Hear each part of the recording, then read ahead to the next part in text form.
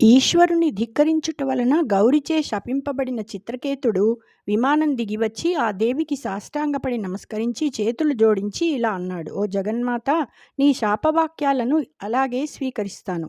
పూర్వకర్మల వలన సంసార చక్రం కలుగుతూ ఉంటుంది. భగవంతుడు తానొక్కడే అయినా తన మాయచేత జగములను సృష్టిస్తూ వారికి బంధాలతో రాగాలు కలుగజేస్తూ ఉంటాడు. కానీ తాను మాత్రం వాటికి లోబడడు. అతని మాయాగుణమే ప్రాణులకు సుఖదుఖాలను బంధమోక్షాలను కలిగిస్తూ ఉంటుంది. కాబట్టి నీకు నమస్కరిస్తున్నాను. నన్ను అనుగ్రహించు. నీ శాపానికి భయపడడం లేదు.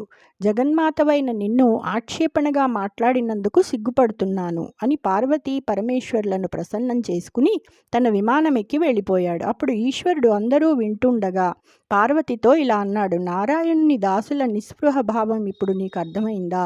భగవంతుడైన వాసుదేవుని యందు భక్తి గల వారికి ఏ కోరికలు ఉండవు. స్వర్గం, మోక్షం, నరకం అనే భేదభావం ఉండదు. అరయజిత్రకేతుడతి శాంతుడతి లోకసముడు విష్ణు భక్తి సంగతుండు ఇతనినేమి చెప్పనీషుండనగు నేను విదయచ్యుత ప్రియుండజుమ్మి. వనిత, చిత్రకేతుడు అతిశాంతుడు, లోకాతీతమైన సమభావం కలవాడు, విష్ణు భక్తి కలవాడు. ఇతనిని నే చెప్పడం ఎందుకు? నేను కూడా అచ్యుతునికి ఇష్టుడనే సుమా. తర్వాత శివుడు ఈ విధంగా చెప్పగా పార్వతీదేవి ఆశ్చర్యం మాని శాంతించింది.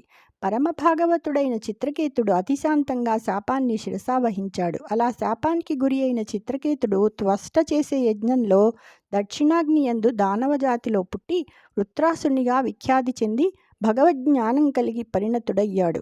వృత్రాసురునికి రాక్షసాకృతి కలగడానికి గల ఈ పూర్వకారణాన్ని, చిరపుణ్యం కలిగిన చిత్రకేతుని యొక్క మహానుభావాన్ని భక్తితో విన్నా చదివినా సకల దుష్కర్మలు నశించిపోతాయి అని శుకమహర్షి పరీక్షిత్తుకు చెప్పాడు. జై శ్రీకృష్ణ.